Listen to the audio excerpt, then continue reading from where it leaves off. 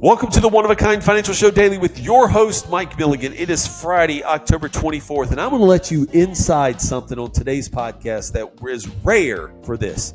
On episode 25 of the One of a Kind Financial Show Daily, you're going to hear how I answer questions on the One of a Kind Financial Show. Gary normally ping-pongs questions over to me from our listeners, and I give answers.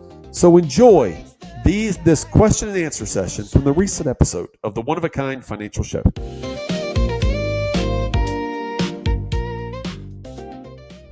Welcome back. This is the One of a Kind Financial Show. I'm your consumer advocate, Gary Nolan.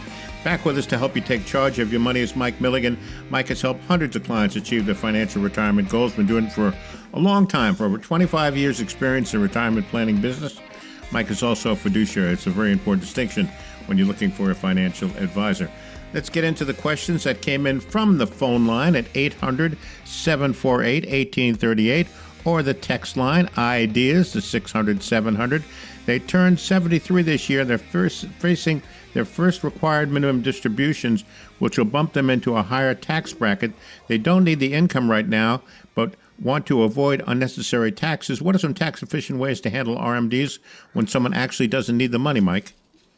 Well, okay, so tax-efficient ways to handle it is if you make gifts to charity to give your RMD away as a qualified charitable distribution. So up to a certain amount of money every year. So if you're taking money out of your checking account and you're giving it to your church or to the Salvation Army or some other nonprofit.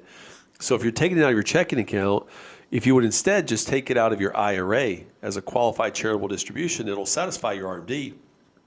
But it doesn't show up on your tax return, meaning it keeps your taxes low.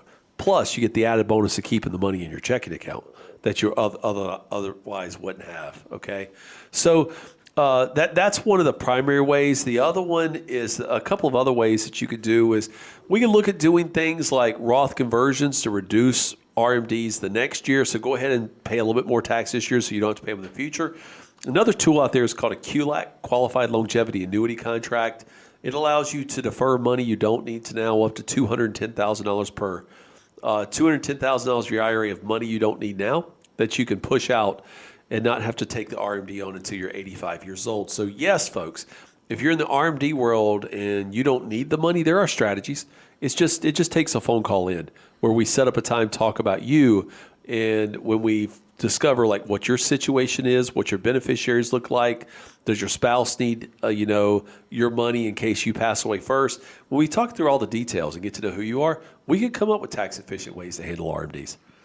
Yeah, the fact of the matter is that this needs to be done in advance because once those RMDs hit, there's not much you can do. So this definitely takes some planning in advance, Mike. Am I right? It does. So like if you're in the 60 to 72 age bracket right now, it's something we need to talk about, right? Because RMDs are, the truth is that RMDs are the government's way to drive revenue into their pockets. So they designed it, right? So if you look at like a client who over time contributed $200,000 into a 401k plan, and maybe their company matched $100,000. So the total all-in contribution is maybe $300,000. But if it's had 40 years of S&P 500 growth, that IRA or that 401k is really not $300,000 right now. It's about $4 million, right? So S&P growth. And so what the government really did is they gave you a little tax benefit by deferring $200,000. They gave your employer a little benefit of deferring taxes or reducing taxes by $100,000.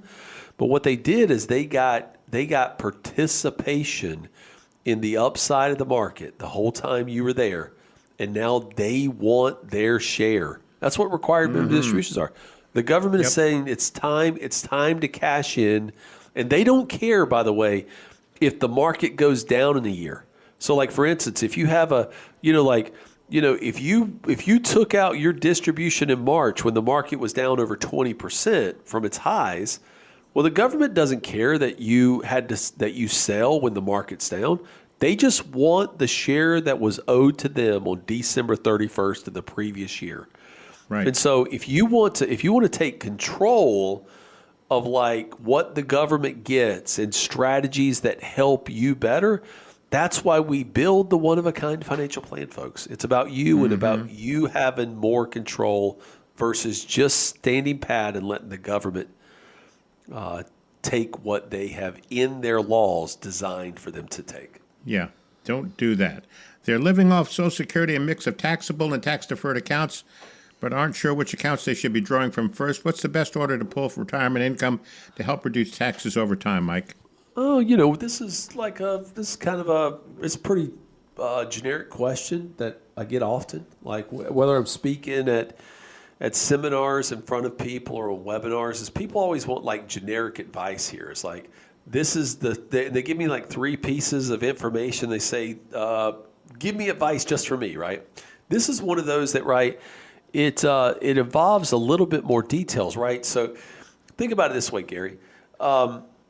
You can make a casserole with like 4 ingredients, right? Whatever the casserole's called, mayonnaise, cheese, and Ritz crackers. So if you want a broccoli casserole, you can take broccoli, Ritz crackers, cheese, and mayonnaise and create it, right? You want chicken casserole, you can do the same thing.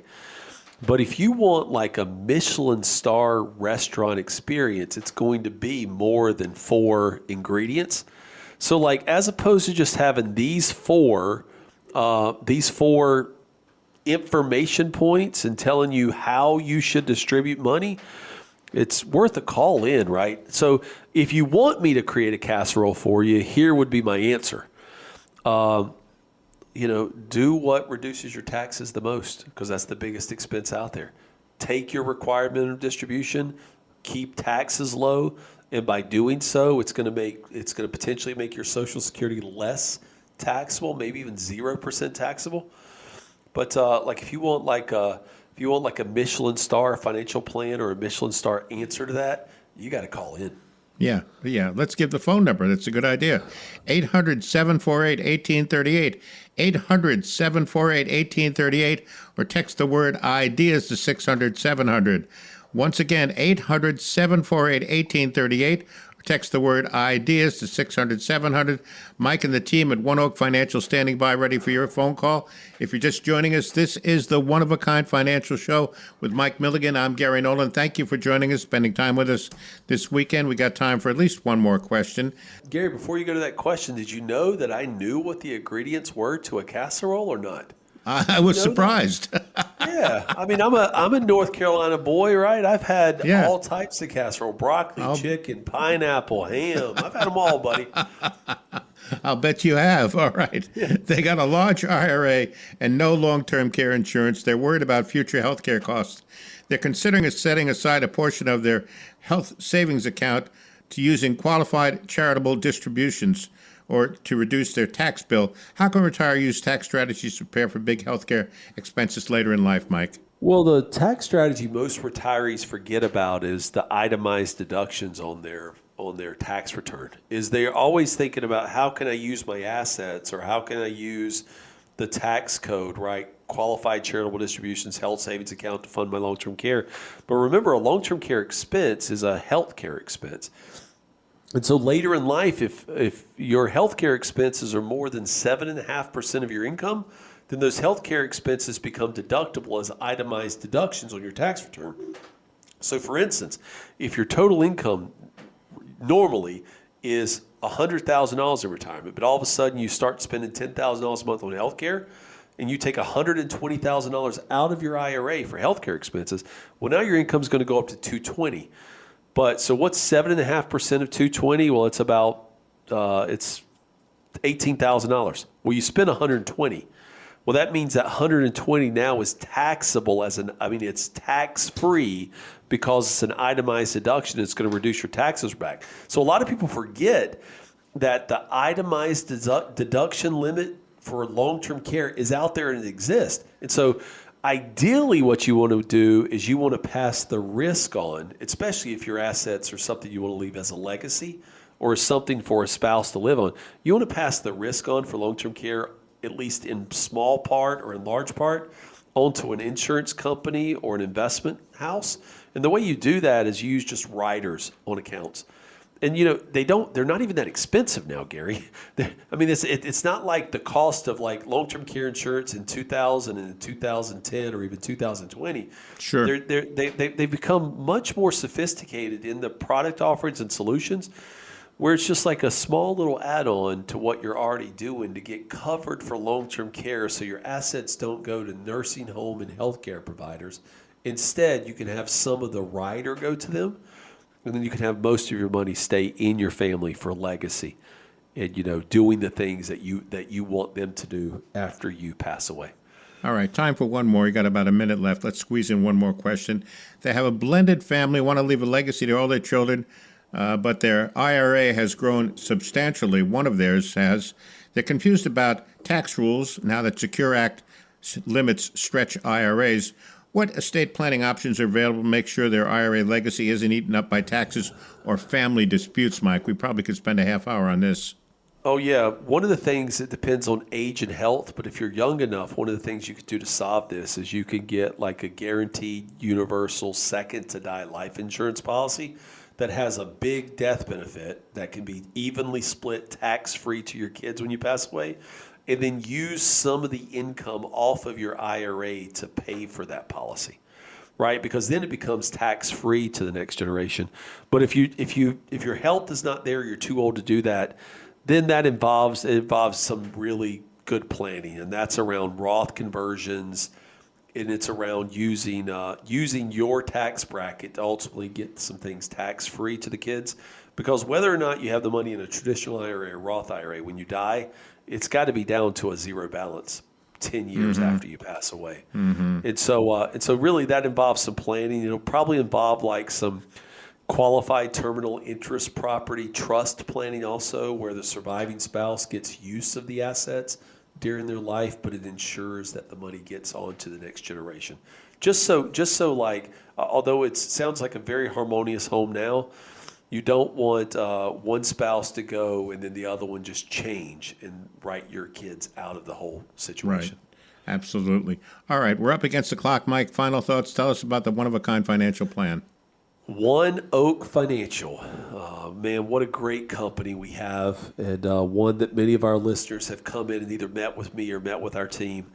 Man, we are here, and we're available to you in Norfolk, Virginia, and Midland, Texas, and Hawaii, Michigan, Wisconsin, Ohio, San Juan, Puerto Rico, and really throughout the whole country, because we have innovated the one-of-a-kind financial plan. The one-of-a-kind financial plan is about you, your story, your resources with our ideas. We're going to create tax planning that helps reduce taxes over your life. Definitely reduce what you're paying now. We're going to look at retirement income that is guaranteed to reduce fear and anxiety. We're going to put an investment plan in place that reduces fees and allow you to sleep at night, so you're not worried about what's happening in the market all the time. We're going to create a long-term care plan that's designed for the older version of you, that protects your family from the devastating impacts of nursing home care or prolonged illness. And then we're going to create a legacy plan that says to everyone, I love you, and so that you can leave what's meaningful to the next generation. That's the one-of-a-kind financial plan, Gary. We build it for each and every one uniquely, because we think everybody is unique, and they deserve to have one so they can live a one-of-a-kind life. All right, and here's the beauty of this whole thing, folks. There's no cost, there's no obligation. Get a better handle on your financial situation. One more time on the number before we wrap up today's show, 800-748-1838, 800-748-1838, or text the word IDEAS to 600-700. One last message from our compliance team. As a reminder, Mike Milligan, Certified Financial Planner, is an investment advisor representative of Advisory Alpha, LLC, an SEC-registered investment advisor. All opinions expressed by me, Mike, or any podcast guest are solely our opinions and do not reflect the opinions of Advisory Alpha. This recording is for informational purposes only, should not be relied on solely for investment, tax, or legal decisions, and it's in no way intended to communicate or guarantee specific performance or suitability of any security instrument or product, as we may have discussed. Investment advisory and financial planning services offered through Advisory Alpha LLC, a registered investment advisor. Insurance products are provided by Ideas by Mike, a licensed agency located in Norfolk, Virginia, and licensed to do business in all 50 states. While tax and legal issues may be discussed in the general course of financial and investment planning, Advisory Alpha does not provide tax or legal services. Please consult with your tax or legal professional prior to making decisions related to these issues. If you want an appointment with Ideas by Mike or OneOak Financial, please reach out via our website. This podcast is produced in conjunction with Mike Milligan, LLC.